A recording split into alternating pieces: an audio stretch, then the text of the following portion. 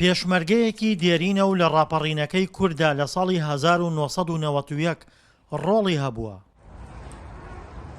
دوای تێپەڕبوونی 32 ساڵ بەسەر ڕاپەڕیندا شێرزاد باوەنووری پێی وایە هێشتا ئامانجەکانی ڕاپەڕین بە تەواوەتی بەدی نەهاتوون. ڕاپەڕین بێسوود نەبوو، قازانجی زۆر گەورەی بوو، ڕووداوێکی زۆر گەورە بوو لە ماوەی ئەو 100 ساڵە. ئەوەی کە ڕاپەڕینی دواخست وە لە ئامانجی ڕاپەڕین لایدا بەداخەوە ئەوە ئەگەڕێتەوە بۆ کورد خۆمان و لە سەروی ئەوەوە دەسەڵاتی کوردی حیزبە کوردیەکان بەڕاستی نەیانتوانی ئەو دەرفەتە مێژوویە گەورە ئەو وەرچەرخانە گەورە بەکاربێنن بۆ یەجگاری لە ناوبردنی ستەم و زوڵم و ئەو دەڵێت 32 ساڵە دەرفەتی پێشکەوتن لە بەردەم کوردایە، بەڵام دەسەڵاتی سیاسی دەرفەتەکەی نەقۆستوەتەوە.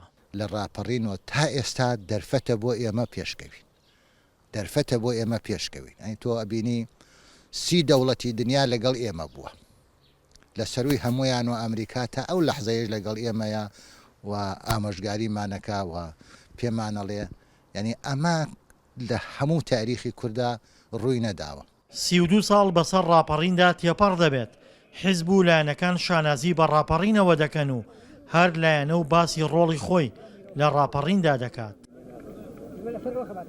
لە بەرامبەریشدا بەشێک لە بەرپرسان ڕەخنە دەگرن و پێیان وایە ئامانجەکانی ڕاپەڕین بەلاڕێدا براوە. لە ناو شەقامی کوردستانیشدا ڕای جیاواز لەبارەی ڕاپەڕینەوە هەیە. ئەو خاڵانەیان ئەو ئامانجانەی کە ڕاپەڕین ئێمە وەکو نەتەوە وەکو کورد لێ ماڕوانیوە ڕەنگە بەشێکی بەدی هاتبێ و بەشێکشی بەردەوام بێ لە بەدیێنان. ئەمە بۆ واتایە نییە کە ئێمە ڕاپەڕیمان پێڕەفز بێت.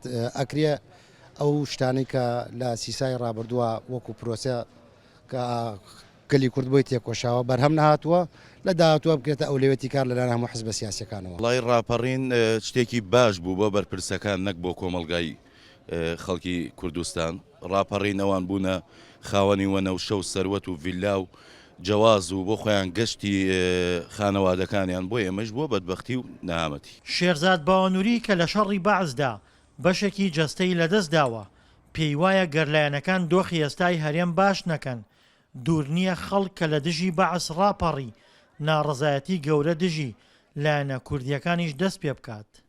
ئەگەر ئێمەش با بڵێن حیزبەکانی ئێمە و ئەو دەسەڵاتەی ئێستا هەیە، پێم وایە ئەگەر لەگەڵ چاکسازی نەبێ و لەگەڵ میلەتەکە نەبێ و خۆی ئامادە نەکا بۆ دەربازبوون لەو قەیرانە، من پێم وایە خەڵک چۆن ڕاپەڕینی کرد بەرامبەر بە گەورەترین دەسەڵات هەروایش ڕاپەڕینەکە بەرامبەر بەم خەڵک تا ئێستا تەعاتفەکەی وای لێ کردووە و زوڵمی سەدام وای لێ کردووە.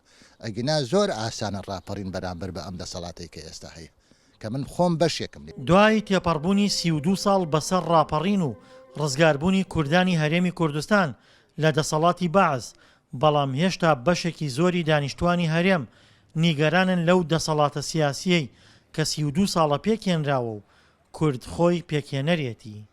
دڵشاد ئەنوەر، دەنگی ئەمریکا، گەرمیان.